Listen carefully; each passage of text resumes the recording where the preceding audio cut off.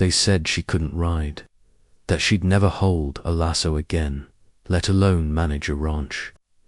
When Caroline fell from her horse during the storm that swept across the plains 3 years ago, her spine took the brunt of it, and so did her pride. But in the Old West, weakness had no place. You either stood up or you got trampled, and they thought she'd stay down forever. Caroline Myers was once the brightest rider in her father's ranch until that afternoon. A broken back, 6 months in bed, 1 year in a wheelchair, 2 more trying to walk without help, and when she finally did, no one in town cared anymore. The ranch, once vibrant under her father's command, was crumbling. Her brothers, Frank and Jonah, had sold off the cattle, 1 herd at a time. Said it was too much work, said she wouldn't understand anymore. But it was her land too, her legacy, and they'd forgotten that. The whispers started in the saloon. She's just a cripple. She'll sell the rest for pennies. Poor thing, she's not fit for that kind of life. But Caroline heard every word, and behind her silence there was fire. She had something no one expected, a plan. One morning before dawn, she stood alone by the corral, leaning on her cane, watching the empty fields stretching beyond. The ghosts of the cattle haunted her thoughts. The wind howled through the broken barn door like it mourned what the ranch once was. That's when she decided, if she couldn't ride, she'd rebuild, not with brute strength, but with something. Stronger intelligence, strategy, and an unshakable will. She started by rehiring old ranch hands who respected her father. Men who had left because they didn't trust Frank and Jonah. She didn't have much money left, so she offered them partnership instead of salary. "Help me bring this ranch back to life," she said, "and you'll have a stake in it." And they came, one by one, out of loyalty, out of faith, maybe out of guilt. Caroline didn't care. She had her crew, but that wasn't enough. She needed horses, she needed cattle, she needed respect. She rode into town not on horseback, but in a battered wagon, drawn by the last old mare that hadn't been sold. Heads turned, laughter bubbled beneath breath. A woman with a cane, trying to run a ranch. It was absurd to them, until she walked into the auction house and outbid every rancher in town for a herd of prized longhorns. The money, alone taken, against the deed of the ranch. Risky, dangerous, reckless. But she had no other choice. She'd staked it all, and now she had to make it work. Are you enjoying this story? If yes, leave a like and subscribe to our channel. That really helps us bring more emotional stories like this one. What no one expected was what happened next. The cattle flourished. Caroline had studied ranching methods while bedridden. She introduced new irrigation for the dry fields, rotated the pastures, brought in a veterinarian from the next county to ensure the animals were healthy. She wasn't just surviving, she was transforming. But her brothers didn't take it well. Frank stormed back to the ranch one night, drunk and furious. "You sold your soul to save this place," he spat. "Dad wouldn't recognize it now." "No," Caroline said calmly. "He wouldn't recognize you either." Jonah wasn't far behind. "We had a plan, Caro, to sell and move west. Start fresh." "You had a plan to run," she replied. "But I'm staying. I'm rebuilding." What she didn't know was that her brothers had already made a deal with Bart Elridge, a land developer from out east. A man with a crooked smile and a suitcase full of contracts. He wanted the land to build a railroad hub. Offered them 5 times its worth. But Caroline's success threatened the deal. So they plotted, and the first strike came quietly. The water troughs were poisoned. 10 cattle died overnight. Then came the barn fire torched while the crew slept. It was sabotage. Her brothers denied it, but Caroline knew. She saw it in their eyes. Instead of falling apart, she did the unthinkable. She hosted a community gathering. She opened the gates to her ranch, served food from what little was left, and told the truth about her journey, her fall, her rise, and her brother's betrayal. They laughed at me, she said.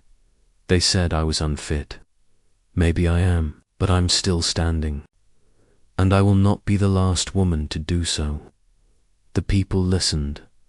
Some cried, some nodded, and most importantly, they rallied behind her.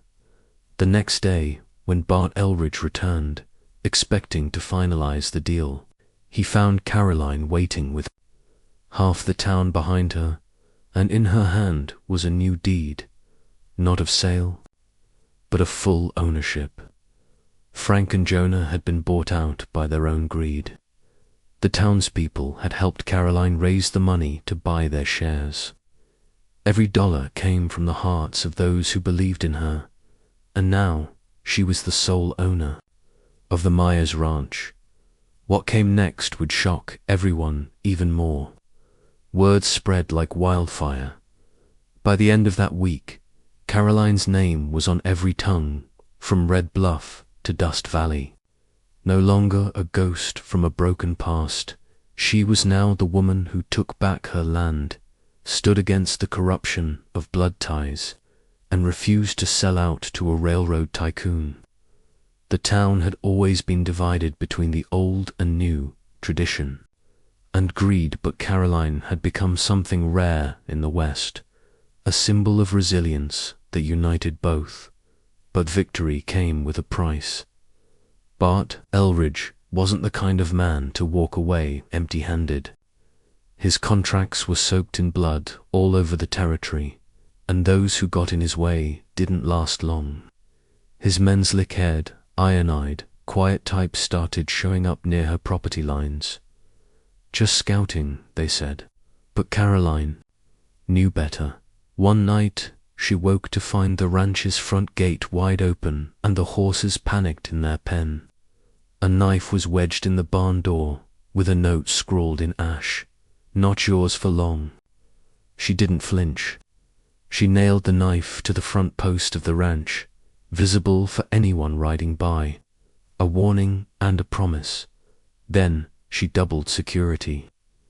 The men she'd brought back Holdtimers, who'd worked for her father, began taking shifts watching the perimeter. She had them armed, not with rifles, but with cameras. "Let them make a move," she said, "and we'll have the law on them." But the law in those parts moved slow, and Bart's reach was wide to keep her. Focus, Caroline buried herself in work. With the new herd growing and pastures thriving, she knew her best weapon was progress. Each day she rode the fields in her wagon, barking orders, checking the soil, ensuring that every hand on the ranch was doing their part. She learned to read the land like her father once did. And slowly the ranch began to breathe again, yet not all was peace on the inside. Among the workers was a man named Clay Bennett, a tall, quiet cowboy who never spoke much, but watched everything. He'd been hired by Frank years ago, then disappeared when things fell apart. Now he was back, claiming to want to help rebuild. Caroline was skeptical. "Where have you been all this time?" she asked one afternoon while he fixed a broken gate out in Silver Bend, ranching for the Crawfords. He replied without looking up, "Heard what you were doing here. Figured you could use someone who knows both the land and the enemy." "You mean Bart. I mean your brothers." Caroline narrowed her eyes. "Why do you care?" "Because I saw what they did to this place," Clay said, standing now, his hands rough and stained. "And I saw what you're doing now, I figure. Might be worth fighting for." Something in his voice carried weight, like he was hiding more than he showed. Caroline didn't trust Isley, but something about Clay unsettled her in a way that wasn't fear, more like recognition. As the days passed, Clay proved useful. He caught a spy taking photos near the West Creek. He reinforced the fences. He even fixed the windmill that no one else could figure out.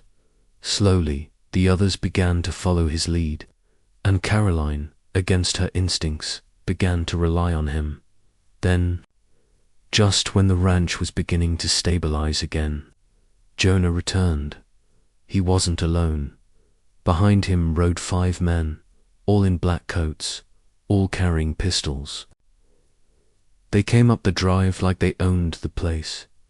Caroline stepped out onto the porch, her cane firm in hand. "What now?" she asked. Jonah smirked, dismounting with a thud. "I came to take what's mine. You sold your share." "I didn't." "Sign it willingly." "You cashed the check." He shrugged. "Doesn't change the fact that this land's been in our family for generations, and I got the blood to prove it." Caroline felt her stomach twist. She'd expected this. The desperate, "Last strike. You really think you can threaten me on my own land?" Jonah's eyes glinted. "You think Bart's just gonna walk away from this investment? You think the town can protect you when push comes to shove? He'll burn this place to the ground before letting you win." That night, Caroline called. A meeting in the main barn. All her workers gathered, including Clay, with oil lanterns swaying and hay underfoot. She laid it all out. "They're coming," she said, "and they won't stop unless we stop them first." The room fell silent. An older rancher named Eli stood up. "What do you want us to do, Miss Myers?" "Stay, work, fight not with guns, but with proof. We film everything. We gather witnesses. We go to the governor if we have to. But this land doesn't fall into Bart's hands. Not now, not ever." Clay stepped forward. "And if they force our hand?" Caroline hesitated, then nodded. "Then we do what our fathers taught us. We protect our own." The next morning, Jonah and Bart returned with lawyers, and that's when Caroline revealed her next move, one that no one had seen coming. Caroline stepped forward, flanked by Clay and 2 trusted ranchers. In her hand was a thick envelope sealed with the emblem of the state. She didn't flinch as Bart Elridge smirked, arms folded, his silver-tipped boots glinting in the sunlight. "This," she said, raising the envelope, "is a petition signed by over 60 ranchers across the county and witnessed by 2 district judges. It requests an injunction against the forced acquisition of family land through coercion, fraud, or sabotage. It also includes evidence photos, testimonies, and signed confessions of sabotage attempts on this ranch." Bart's smile faded. Jonah scoffed. "You think a few scraps of paper are going to scare us off?" "No," she said coldly, "but the legal notice inside does. If you or Bart step foot on this land again without permission, you'll be arrested for trespassing. And if another cow dies or another fire starts here, I've got enough evidence. Now to send you both to prison." Clay handed the documents to Bart's lawyer. The man opened them, read for a moment, then turned pale. Bart stepped forward, whispering something in his ear. But the lawyer only shook his head slowly. "We're done here," the man muttered, and Bart's fists clenched at his sides. "You think this is over?" Jonah snapped. "No," Caroline said. "I know it's just beginning, but I'll be standing long after you've both vanished," with fury in their eyes. Bart and Jonah mounted their horses and disappeared into the dust. But peace didn't return so easily later that week. The ranch hands found poisoned feed hidden in the hayloft. It hadn't been spread yet, thank God, but it was another clear sign that the war wasn't over. That night, Caroline stood by the old windmill, staring out over her land. Clay joined her silently. "They won't stop," she whispered. "They will," Clay replied, "if you hit them where it hurts." Caroline looked up at him. "Their pride?" she asked. "No," he said, "their pocketbook." That's when it clicked. The railroad Bart wanted to build wasn't just a line, it was a route that would allow him to monopolize cattle transport across 3 states, and he needed her land, her ranch, to complete the last leg. If she could stop the line, she could stop him, not just here, but everywhere. She sent letters, dozens of them, to towns east and west, to ranchers who hadn't yet sold, to farmers whose land bordered the proposed tracks. She exposed the sabotage. She revealed the bribes. She offered a choice: stand with her or lose everything once Bart owned the rails. And slowly support grew. But with each new ally, the threats intensified. Someone shot out the water tower behind the barn. One of the ranch hands found a rattlesnake in his bunk, and Clay disappeared one morning without a word. Caroline was crushed.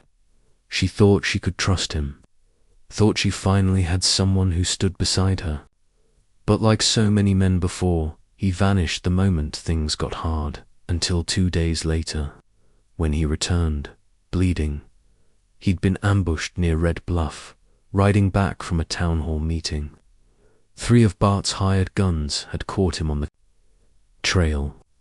He managed to escape, but not without a fight. Caroline patched him up herself, trembling as she cleaned the wound on his side. "Why didn't you tell me where you were going?" "Because you would have tried to stop me. And you think I'd rather lose you than a letter?"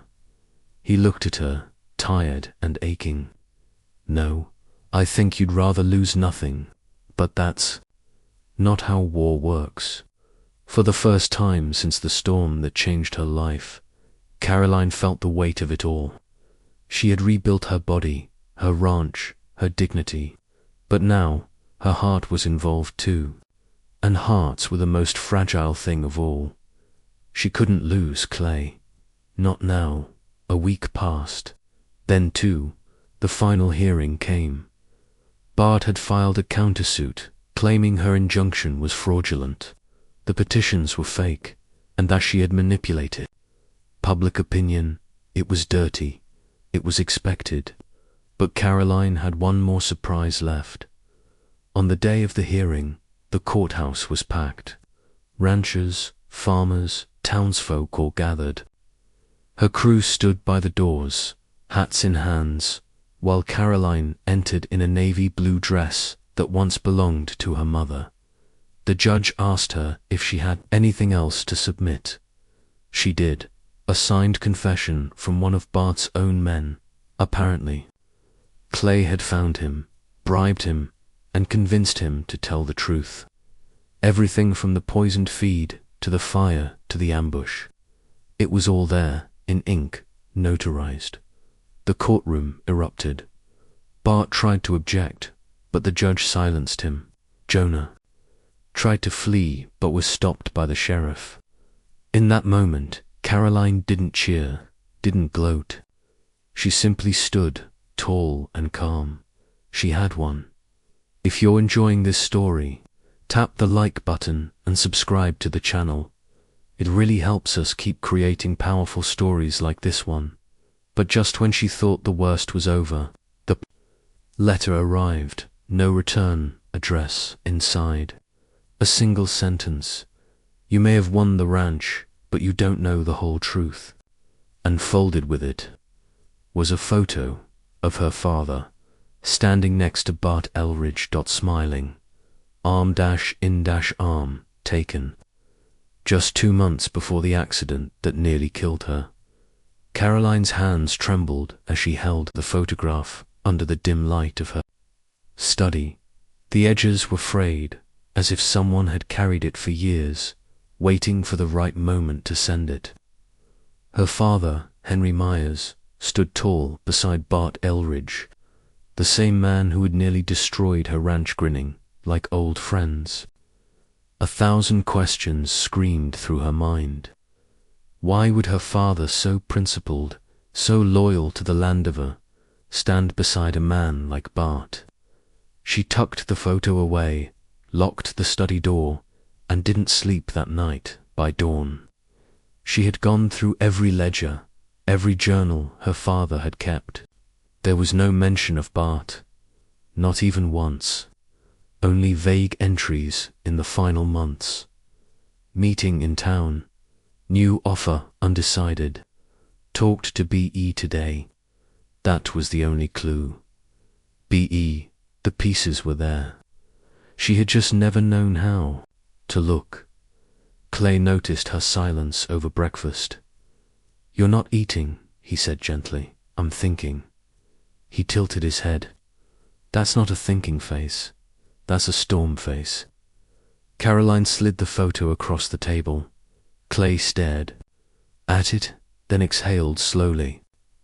"Damn, exactly," she whispered. "I thought your father hated Bart. He did. Or, I thought he did. But if this picture's real, it means he might have been working with him. Maybe even planning to sell the ranch." Clay's eyes darkened. Or maybe he tried to back out, and Bart made sure that Storm did more than damage the fence. Caroline's blood turned cold. The accident, the horse that spooked for no reason, the gate left open. It hadn't made sense at the time, but now it smelled like sabotage. If Bart had tried to silence her father, what else had he buried? Caroline decided she needed answers from the only man whom I know and was still breathing, Sheriff Dalton. Dalton had been in office longer than anyone. He'd known her father, knew the town's dirty roots, and he owed her a favor. She found him outside the station, whittling wood with his boots up on the railing. "Caroline Myers," he said, squinting against the sun. "Haven't seen you in a while. I need to talk. And I need you to be honest." Dalton nodded. "Let's go inside." She showed him the photo. He didn't flinch. "I always suspected," he said. "Your PA was a good man, but he was tired. Ranch was struggling. Debt was building up. Bart offered him a deal: sell quietly, leave town, never look back. He was gonna do it." Caroline's chest tightened. Why didn't he? Dalton looked away. Because he found out Bart planned to tear it all down, level the ranch, use it for track and storage. Your father was proud, stubborn as they come, said he'd die before seeing his land turned into a depot. Her voice cracked, and he did. Dalton gave her a long, sad look. Maybe not by choice. Tears filled her eyes, but she didn't let them fall. She had spent all this time trying to preserve her father's legacy. Now she knew. She was also avenging it. That night, Caroline stood at the edge of the pasture, staring at the horizon. As storm clouds rolled in, the same kind of storm that had shattered her spine. She wasn't afraid this time. She welcomed it. The next morning, she called a town meeting. Not at the courthouse, not at the saloon, but right there at the ranch. Under a giant oak tree that had watched the land for generations. Everyone came. She stood atop an old crate, her cane at her side, the wind catching her hair. "My father almost sold this ranch," she began, "to a man who wanted to erase it. I didn't know. And maybe I never would have if you all hadn't stood beside me when I rebuilt it. But now I do, and I won't run from it." The crowd was silent. He changed his mind. He died before he could tell the truth. But I'm here now, and I'm telling you this. I'm not just fighting for land. I'm fighting for every inch of dignity he left behind, for every rancher Bart tried to crush, for every voice silenced by money. A murmur of support rippled through the crowd. I've already won the court battle. But this is more than legal now. This is personal, and I need you to stand with me once more. And they did. In the days that followed, Caroline transformed the ranch into more than a business. She turned it into a refuge. Families displaced by Bart's schemes came to her for work. Disillusioned ranchers brought their cattle to graze. Volunteers helped repair fences, plant gardens, even build a schoolhouse. The Myers Ranch wasn't just standing, it was alive. Clay stayed by her side, quietly building, fiercely protecting. Late one evening, after a long day of branding and repairs, he sat beside her on the porch. "You know," he said, "you didn't just take back your ranch." She glanced at him. "You took back your name." She looked out at the horizon, where the sun dipped behind the hills. "No," she said, "I gave it a new meaning." But Bart wasn't finished. Just when everything seemed finally at peace, Caroline received word that he had bought the land bordering her southern fence, the only access road for transport. And now he was charging every wagon, every delivery, a toll so high it crippled operations. He couldn't destroy her from within, so now he would choke her from without. And worse yet, he wasn't alone. Rumors began to swirl. Bart had joined forces with a wealthy northern investor, a man no one had seen, but who had deep pockets and a grudge against Caroline's growing influence. They called him the banker, and he had a plan to end Caroline's reign once and for all. It began with shortages. One week, the feed delivery didn't arrive. The supplier claimed they'd been bought out by a firm owned by the banker. The next week, the fencing materials were delayed. Then the veterinarian Caroline had trusted for years suddenly stopped returning her letters. When she finally reached him, his voice was cold and brief. "Can't risk my license, Miss Myers. Things are changing in the county." The pressure was mounting. Bart Elridge might have been a brute, but the banker was something worse. Calculated, invisible, and surgical. In his attacks, he didn't fire bullets, he cut supply lines. Didn't burn barns, he burned bridges. And slowly, the foundation Caroline had rebuilt was beginning to shake. Clay was the first to suggest a drastic move. "We need to build our own route south," he said one evening as they studied the map of the region in the ranch's dusty office. "Through the canyon, if we clear that old trail, we can bypass Bart's toll road." "It'll take weeks," Caroline murmured. "Better weeks of sweat than years of chains." She nodded, and so they began. The ranch hands traded tools for axes, horses for mules, wagons for their own backs. The trail was steep, overgrown, and dangerous, but inch by inch they carved through the land, opening a new artery for the ranch's lifeline. But the banker anticipated it. 3 days before the route was finished, one of the mules collapsed, poisoned. Then the oldest ranch hand, Eli, was found unconscious with a head wound near the trailhead. "Fell," he said when he woke, but his wife saw the bruises on his wrists. Caroline felt the noose tightening. She could fight weather, fire, even the courts. But this enemy was smoke hard to catch, impossible to pin down, and her people were beginning to fear. So she did something no one expected. She went to the banker, not in secret, not in shame. She rode alone through the canyon and into the next county, where his office loomed behind glass windows and stone columns. He was waiting, a tall man in a grey suit, with silver cufflinks and fingers that hadn't known dirt in decades. He didn't offer a seat, didn't smile. "You've come to surrender?" he asked. "I've come to understand," Caroline replied. He leaned back. "You're not a threat to me. You're a lesson to who?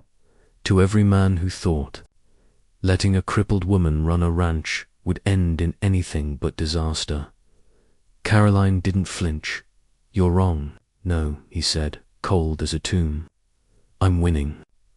And you're exhausting your allies." She stepped closer. "You can buy the roads, you can buy the supplies, but you can't buy loyalty. And you can't kill a spirit that's already been to hell and back." He arched a brow. "We'll see. Back." At the ranch, the final section of the new trail was cleared. Wagons began moving again. Slowly, quietly, carefully, but it wasn't enough. Then came the final blow. A letter arrived from the state. A notice. The banker had filed a claim against the ranch itself, citing a decades-old mineral rights dispute buried in the county records. If upheld, Caroline would lose everything on paper, at least, and the hearing was set. In 3 days, she gathered her team in the main barn that night, the same barn that had once stood empty and broken. Now it buzzed with lifemen, women, children, horses peeking through the doors. "I won't lie to you," she said, standing atop a hay bale. "We're up against something bigger than anything we've faced before.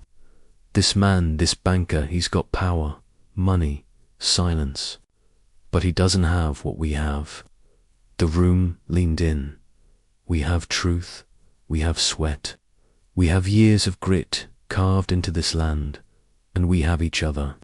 If this is our last stand, we make it count." Clay stood. "Whatever comes next." "We don't run, never," she said. The day of the hearing arrived. She dressed in black, her father's old watch in her coat pocket, and Clay at her side. The courthouse was filled with reporters, lawyers, and officials she'd never seen. The banker sat with his team, polished and smug. Then Caroline stood, with her cane in hand, her voice calm but cutting. She delivered the history of her ranch, not from paper, but from memory. The flood that nearly took the eastern fields, the fire that burned the barn, the day her spine broke in two, and the days she rebuilt herself from the ashes. She named every man and woman who had stood with her, every life touched by the ranch's revival, and then she pulled out a document no one expected. It was a handwritten letter, dated 5 years prior, signed by Henry Myers, her father. In it, he acknowledged a transfer of mineral rights to a third party in exchange for a secret repayment of debt, but declared that under no terms was that agreement to be used to claim ownership of the land itself. The banker's foundation cracked. Right there in court, the letter was notarized, sealed, and undisputed. The judge ruled. Swiftly, the claim was dismissed. The land remained hers, permanently, irrevocably. As the gavel fell, the crowd erupted in applause. Are you enjoying this story? If so, leave a like and subscribe to the channel. Really motivates us to bring more powerful and emotional stories, like this one. Outside the courthouse, Bart was waiting. He didn't speak, he just tipped his hat, marking her one last time, and rode away. And Caroline. She stood under the noon sun, victorious, but not unscarred, because when she returned home, there was a letter on her doorstep, unmarked, inside a single phrase, "We're not done." Caroline stared at the letter, her jaw clenched, heart pounding like hooves across dry earth. The ink was fresh, the handwriting unfamiliar, deliberately messy, as if the sender didn't want to be identified. But the message was clear, even. After all, she had overcome her injury, her brother's betrayal, Bart's sabotage. The banker's legal siege, there were still shadows moving in the dark, but this time she didn't panic. She had already lost everything once. Now, she had nothing left to fear. Instead of burning the letter, she pinned it to the wall in the barn. Let everyone see it. A declaration that no threat would make her flinch, that the Myers Ranch stood and would continue to stand no matter how. Many ghosts knocked at its door. Still, Caroline knew that enemies didn't vanish. They adapted. She began operating with sharper eyes, tighter systems, more protection. Clay took charge of security, training the ranch hands in shifts and installing perimeter signals around the new southern trail. Scouts were sent out weekly. Shipments were escorted. The ranch now ran like a fortress, quiet but vigilant. Weeks passed. The ranch began to bloom again. Calves were born healthy. The southern trail became a reliable route. Caroline even hosted a harvest festival, inviting every family that had supported her through the ordeal. Children ran between the bales, women laughed over fresh bread, and old cowboys swapped stories under the golden sun. For the first time in years, the land breathed peace. And then the final twist came. Late one evening, as the sun dipped behind the hills, a dusty stagecoach rattled up the drive. Inside was a man no one recognized, sharp suit, deep eyes. He asked for Caroline by name. "I come with an offer," he said as they sat in her study. She didn't respond, just watched him, reading every movement. "I represent a group of investors from the East," he continued. "We've watched what you've done, how you've rallied the people, how you've turned a dying ranch into a symbol, and we want in." Caroline leaned back. "You want to buy the ranch?" "No," he smiled. "We want to fund a network. Women-led ranches, independent, protected, connected by your model. You'd be the head of it all." It was surreal. After all the years of fighting for one single piece of land, now she was being asked to lead a movement. But her answer was swift. "No," the man blinked. "You'd walk away from national expansion, from legacy." "I already have a legacy," she said. "And it's not for sale, not even in pieces." The man nodded slowly, but his eyes narrowed. "Then be careful, Miss Myers. When you stand that tall, you cast a long shadow, and not everyone likes to live under it." He tipped his hat and left. The next morning, Clay found Caroline at the edge of the west pasture, watching the horizon. "You really turned them down?" he asked, walking up beside her. "I did, because you don't trust them, because I don't need them." Clay smiled. "You know, there's something they'll never understand."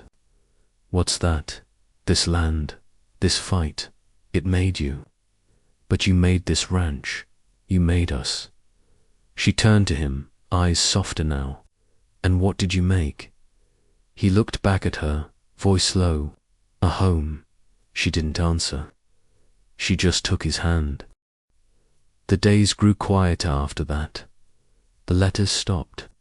The threats vanished. Whether the banker gave up or simply moved on, she never knew.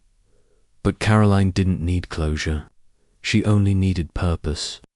And every sunrise gave her that years past. The Myers Ranch became more than a ranch. It became a story told from town to town, from mother to daughter, a tale of grit and triumph. Young women rode out to learn from Caroline. Families settled nearby, drawn to the land she protected. And Caroline, she grew old, not with regret, but with pride. She had stared down storms, men, monsters, and whispers. She had rebuilt her spine, her home, and her name. They had laughed at her once for being unfit to work. But she didn't just prove them wrong. She became the woman who took over the whole damn West.